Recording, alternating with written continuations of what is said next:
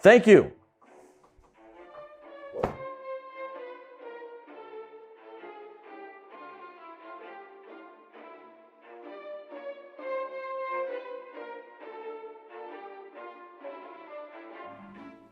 (2020).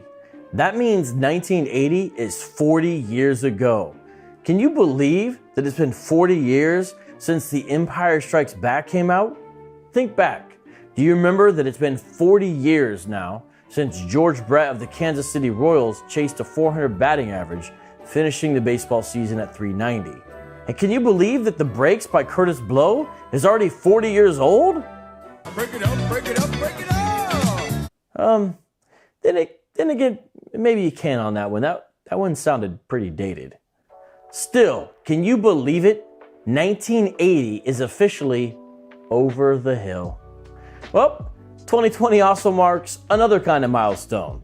Yet another failed end times prophecy by a cultic group. This time it's a sizable number of the Hebrew Israelite movement. Note, I didn't say all or even most, but rather that a sizable number have been telling us now for a few years that the curses and captivity of the so-called Hebrew Israelites will end in 2019. For example, here's a book called Proof is in the Pudding by Rhonda Harlan. I'll read you 2 sections where she says exactly that. We must pray every day in this captivity until we are released from it in this current year, 2019. Break the mental chains of slavery now holding our people down. We must return to the laws, statutes, and commandments by faith. 2019. The 400 years curses will be over. Genesis 15, 12 through 14. Will you be ready? The end of our curse is upon us. The official dates of the slavery in the United States of America began August 1619. 400 years later would be 2019. In fact, both Adam Coleman and I did videos on this phenomenon in 2019. These videos were filmed on site at Point Comfort, Virginia. You have to watch the videos to understand the historical significance of that location. I'll put a link in the description. But now, 2019 has passed and it's 2020, and the 400-year prophecy has failed. But fear not, my dear Hebrew Israelites. You are not alone, because this type of cultic prophetic failure isn't the first time this has happened. For example, did you know that in February 1835, Joseph Smith, founder of the Church of Jesus Christ of Latter-day Saints, better known as the Mormons, predicted Jesus would return within 56 years before 1891. You may have heard that the Watchtower Bible and Tract Society, or the Jehovah's Witnesses, have predicted the coming of Christ at least 5 times by most counts within their first century of existence.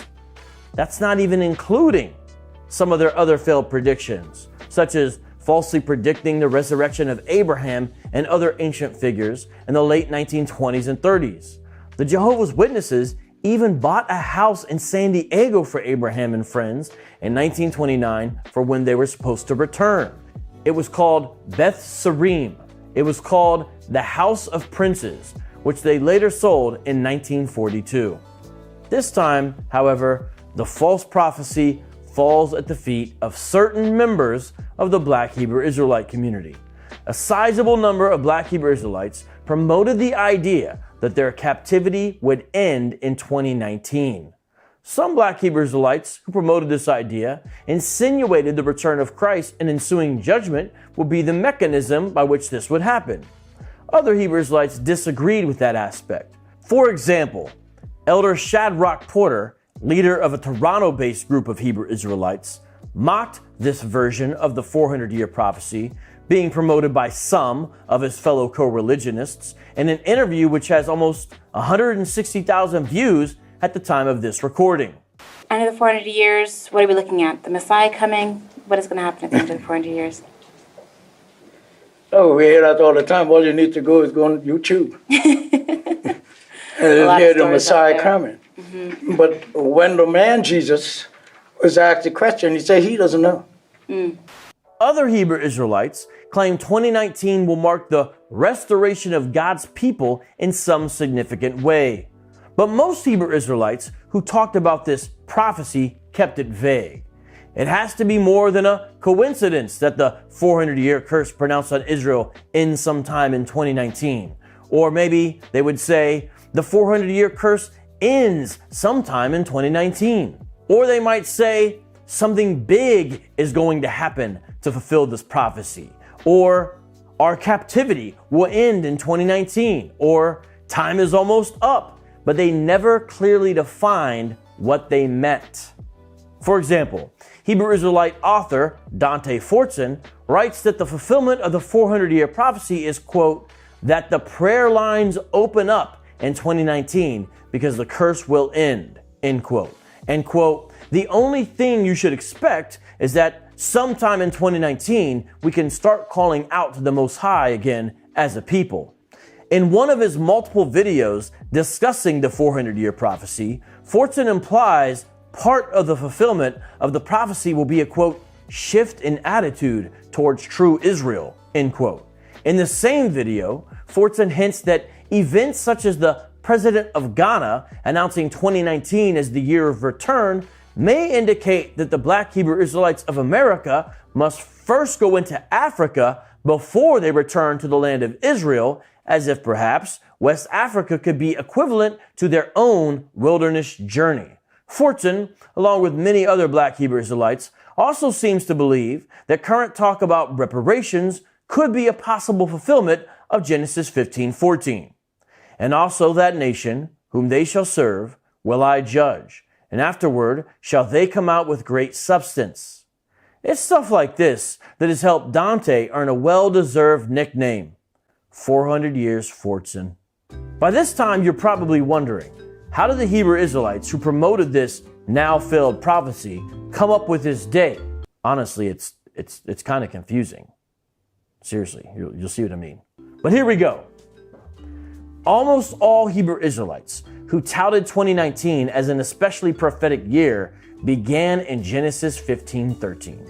And he said unto Abraham, know of a surety that thy seed shall be a stranger in a land that is not theirs, and shall serve them, and they shall afflict them 400 years. The next move some proponents of the 400-year prophecy make is to argue that the descendants of Abraham did not experience 400 years of slavery in Egypt. For example, in this book, Hebrew Israelite by 5 Undeniable Proofs by Dr. Trevor Udenis, he says that exact thing. To whom does the probability of the curses refer? Genesis 15:13-14. 400 years of slavery in Egypt wasn't it? The answer is no, because they were not in Egypt for 400 years under a wicked Pharaoh, or in slavery for 400 years, but we were. I've heard directly with my own ears many Hebrew Israelites explicitly blame the movie The 10 Commandments for belief in the 400 years date, seemingly ignoring a possible confirmation of that number, Acts 7:6. And God spake on this wise, that his seed should sojourn in a strange land, and that they should bring them into bondage, and entreat them evil 400 years. Quick caveat, to be fair, there is some legitimate debate amongst historians on the question of the length of time of Hebrew bondage in Egypt. Some scholars land on about 400 years, or 430 more precisely, and others go with 215 years or so. To better understand these issues, I recommend Professor Jack Riggs' 1971 article on the subject, linked in the description below. But back to our Hebrew Israelite friends. The specific Hebrew Israelites who are proponents of the 400 years prophecy continue their argument this way. Since the Israelite captivity in Egypt was not 400 years, and yet 400 years were prophesied, the 400 years in captivity prophecy still must be fulfilled, since we know God's word is true and prophecy can't fail. The next step some of these Hebrew Israelites make is to then misuse Deuteronomy. You can't even pronounce. I've been saying that for years. I mean the right way. The next step some of these Hebrew Israelites make is to then misuse Deuteronomy 28:68 to claim that the United States is, in some sense, a new Egypt for the true biblical Israelites. For example, Hebrew Israelites by 5 Undeniable Proofs by Dr. Trevor Udenis. I'm going to turn now to page 114. What is the probability of all these things occurring to one group of people 3,000 years after it's written? Deuteronomy 28:68 taken into slavery by ships for 400 years. The people called Afro-Caribbean, Afro-American are the only people who fit each and every prophecy perfectly. I challenge you to find another. There is none. And here is an example by Elder Shadrach, leader of the Israelite Nation Worldwide Ministries. it means that the United States of America is Egypt. If you read the Bible, it will tell you that. You shall go into Egypt again with ships. The old Egypt, you did not need ships. I'm thinking about that right now in terms of how they would get to how they got to the old Egypt versus the new Egypt ships. You couldn't take ships to the old Egypt. No, the old Egypt, we didn't need ships. Yeah, you didn't need ships. One thing to note, Elder Shadrach of INWWM seems to hold a different version of the 400-year prophecy, where he, and he's certainly not alone on this, argues that the first captivity in Egypt was indeed 400 years, and therefore this current captivity will also run 400 years as well, in the New Egypt, the United States of America. This position that both the current captivity in the USA, as well as the initial captivity in Egypt, both are 400 years, is yet another variant of the 400-year prophecy. Indeed, there are many variations of the 400-year prophecy, but they all share a basic premise. 1619 marks the beginning of captivity for persons kidnapped from the continent of Africa, and 2019 marks the end of captivity for descendants of said persons who are actually the true biblical Israelites.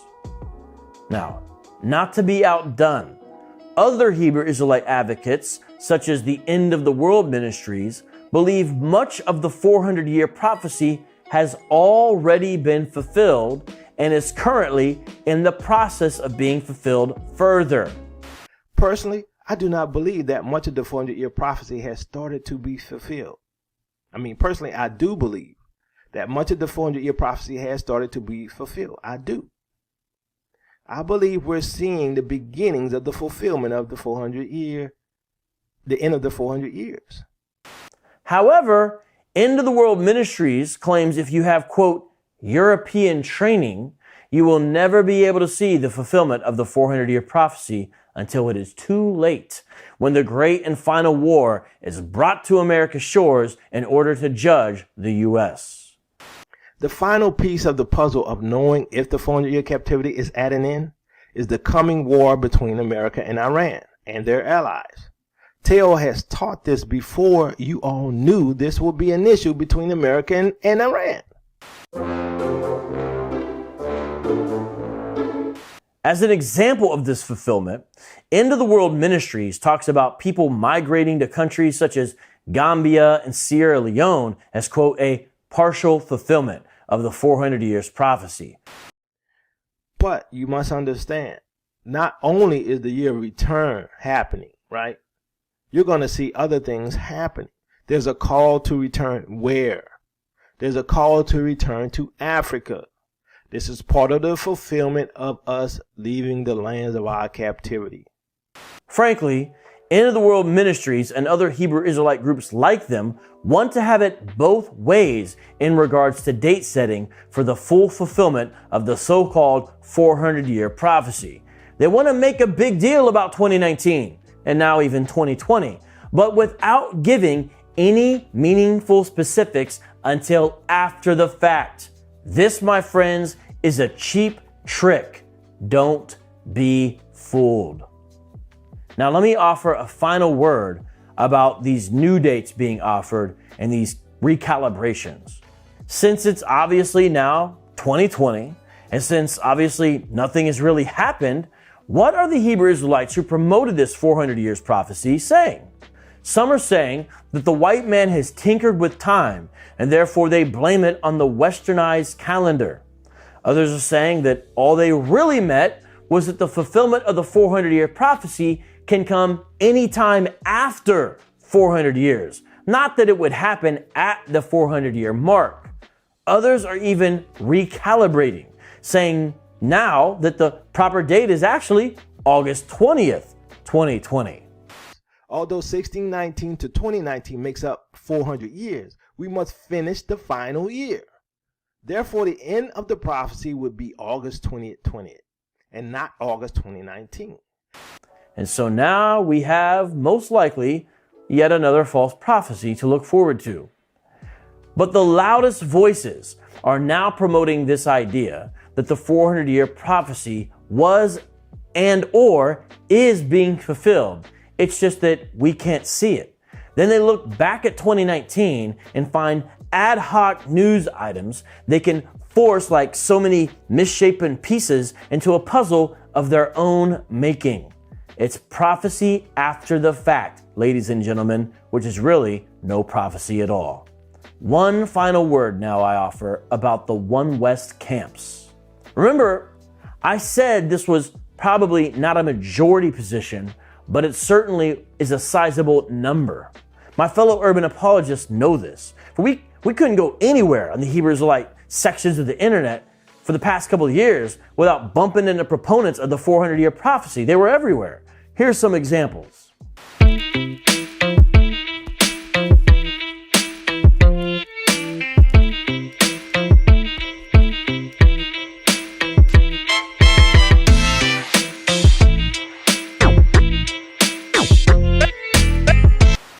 Still, there were certain groups, like the Israel of God, not One West, based in Chicago, who spoke out against the 400-year prophecy. And there were other groups. In fact, you know the Hebrew Israelite groups on the corner, the ones who like to yell? Yeah, those guys. We call those guys One Westers. Well, guess what? This is one they actually got right. Almost all the One West Hebrew Israelite camps came out against the 400-year prophecy before the fact. That's right. For example, here's a whole video of Rakah of GOCC debunking the 400-year prophecy. Now, his came out after the fact, but still, you get the idea. In fact, here's a video where a One West GMS Hebrew Israelite calls the 400-year prophecy a, quote, false doctrine, and says, quote, it's like the year 2000 prophecy all over again, end quote. Wait, what's that all about, you might ask? The year 2000 prophecy? Well, I think this is a case of fool me once, shame on you. Fool me twice, shame on me. See, in the late 90s, the leader of the same group, the GMS Hebrew Israelites, Tahar, heavily promoted the false year 2000 prophecy. But this time around, Tahar and the GMS camp he leads are steadily against the 400 years prophecy. But back in the 90s, they were all about the year 2000 false prophecy, which claimed Yahushua was coming back to ignite a final race war in which the 12 tribes of Israel would finally slaughter and enslave all the Arabs, Asians, Africans, Indians, and Europeans who troubled them. Here's some examples of Tahar preaching that false doctrine. You're in the latter time of your kingdom. You're at the end of your kingdom. Your kingdom was supposed to go, what, to the year 2000? But look, Tahar wasn't the only one. Almost all of the One West Hebrew Israelites promoted the false year 2000 prophecy in the year 2000. In fact, I think I'll end this video with a brief montage of this false prophecy. That's all for now. Maybe I'll see you again, though, on August 20th, 2020. Until then, Vocab Malone signing out. Oh, and be sure to like this video, share this video, please subscribe to the channel as well, and now enjoy these clips of Hebrew Israelites promoting the false year 2000 prophecy in the 90s. Face of the earth by the year 2000 is talking about judgment day. And he's coming back. And he's going to take down the white man, the Edomites. That's why your Pope is down in the ground. It's going to happen by the year 2000. You really? That's it. Is America. America's going to be wiped off the face of the planet Earth. That's going to take place before the year 2000. That's right. That's going to take place before the year 2000. That's right. That's going to take place before the year 2000. That's right. America has less than 628 days yet. America has less than 628 days yet. America has less than 628 days before this country is taken out in thermonuclear destruction. This kingdom, America, is going to be destroyed before the year 2000. And all you so-called white people, your condemnation, you are condemned to what? Hell. And you're going to be in hell, you're going to be oppressed before the year 2000. Christ is going to come back. Museum America is going to be destroyed before the year 2000 by thermonuclear destruction.